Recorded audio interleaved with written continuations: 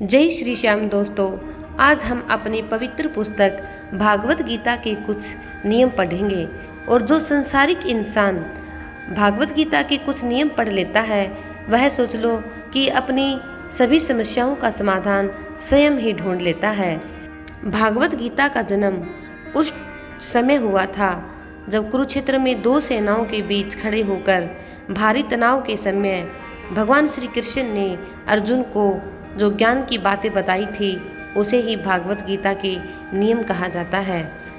भागवत गीता का जन्म युद्ध के समय में दो सेनाओं के बीच में हुआ था। जीवन की श्रेष्ठतम बातें भारी तनाव और समस्या और दबाव के समय ही निकलती है।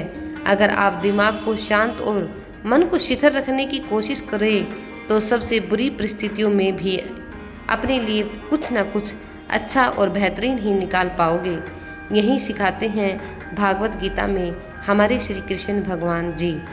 गीता पढ़ने से पहले अगर इस बात को समझ लिया जाए तो भागवत गीता पढ़ना बहुत ही सफल माना जाएगा। और अगर हम भागवत गीता के सभी नियमों पे चलें तो हमारी ज़िंदगी में कभी कोई दुख ही नहीं आएगा, क्योंकि हमें संसारिक दुखों के बारे में सब कुछ पता चल जाता है। भगवान श्री कृष्ण और भगवान राम भगवान होते हुए भी संसारिक जीवन में उनको बहुत सी समस्याओं और दुखों का सामना करना पड़ा।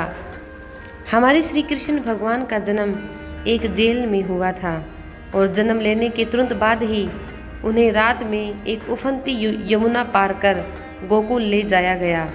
तीसरे दिन ही राक्षसनी पूतना ने उन्हें मारने की कोशिश करी और यहाँ से जो संघर्ष का सिलसिला हुआ वह देह त्यागने तक बना रहा। भगवान श्री कृष्ण का जीवन कहता है कि आप कोई भी हो, संसार में आए हैं तो जब तक जीवन है आपको संघर्ष करना ही होगा।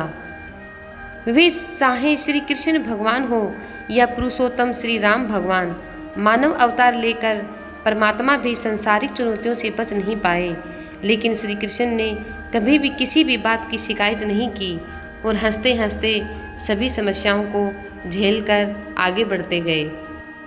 श्री कृष्ण भगवान जी कहते हैं कि परिस्थितियों से भागो मत, उसके सामने डटकर खड़े हो जाओ, क्योंकि कर्म करना ही मानव जीवन का पहला कर्तव्य है। हम कर्मों से ही मुश्किलों को जीत सकते हैं और अगर हाथ पर हाथ धरकर बैठे रहेंगे तो हमें कभी भी कुछ भी हासिल नहीं होगा। महाभारत की कहानी में जुए की घटना के बाद पांडवों को वनवास हो गया। तब श्री कृष्ण ने दूरदृष्टि दिखाते हुए अर्जुन को समझाया कि यह समय अब जाया करने के लिए नहीं बल्कि भविष्य के लिए तैयारी करने का है। उन्होंने सबको महादेव शिव, देवराज इंद्र और देवी दुर्गा की तपस्या करने के लिए कहा। श्री कृष्ण जानते थे कि दुर्योधन को कितना भी समझाया जाए वह पांडवों को कभी उनका राज्य नहीं लौटाएगा और युद्ध जरूर होगा। तब अपना हक पाने के लिए शक्ति और सामर्थ्य की जरूरत होगी। कर्ण के कुंडल कवच पांडवों की जीत में आगे आएंगे, वे यह भी जानते थे। उन्होंने हर चीज पर बहुत दूरगामी सोच रखी, कोई भी फैसला आवेश में आकर नहीं लिया। वनवास में होते हुए भी उन्होंने अर्जुन और पांडवों को यही समझाया कि अब अपने भविष्य के लिए इतने शक्तिमान बन जाओ कि तुम्हें आगे कभी हार ना देखनी पड़े। भागवत गीता में श्री कृष्ण भगवान ने बुद्धिमान व्यक्ति की यही पहचान बताई है। उसके अनुसार सबसे समझदार और शिथिल बुद्धि वाला व्यक्ति वही है जो सफलता मिलने पर अहंकार में नहीं आता और विफलता मिलने पर गम में नहीं डूब जाता। दूसरी बार कहते हैं कि समय कभी भी एक जैसा नहीं रहता। जो दूसरों को बेवजह से रुलाते हैं उन्हें भी रोना पड़ता है और जो दूसरों को दुख देते हैं आगे चलकर उन्हें भी दुख भोगना ही पड़ता है। कई बार क्या होता है कि जो इंसान दुख देता है वह बड़ा सुखी रहता है, परंतु शायद उसे यह नहीं पता कि यह जो दूसरों को दुख दे रहा है आगे चलकर यह दुख वह स्वयं भी भुगतेगा। श्री कृष्ण भगवान जी कहते हैं कि हे पार्थ, जो डरपोक और कमज़ोर इंसान होते हैं वही भाग्य पर सब कुछ छोड़ देते हैं। लेकिन जो मजबूत और खुद पर भरोसा करने वाले होते हैं वे कभी भी नियति या भाग्य पर निर्भर नहीं रहते। वो मेहनत करके आगे बढ़ते हैं, हर बात का वह पूरा वर्णन करते हैं।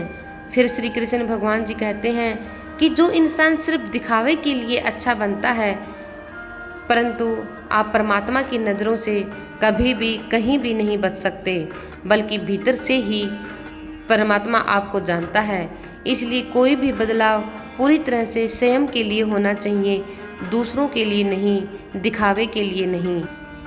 आप खुश हैं या दुखी हैं, यह दोनों आपके विचारों पर निर्भर है।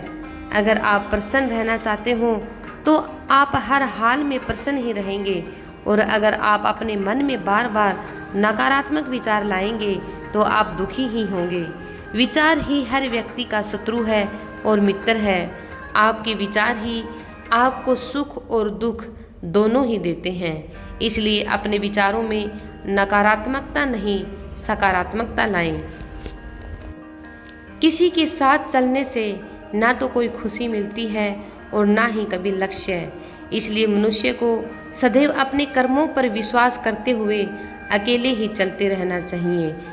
आपने स्वयं देखा होगा कि जब एक चींटी चलती है तो पूरा ग्रुप उसके पीछे चलने लग जाता है।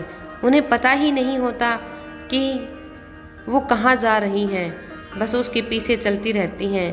परंतु जब एक शेर चलता है तो वह अकेला ही चलता है और वह अपने शिकार के लिए जाता है।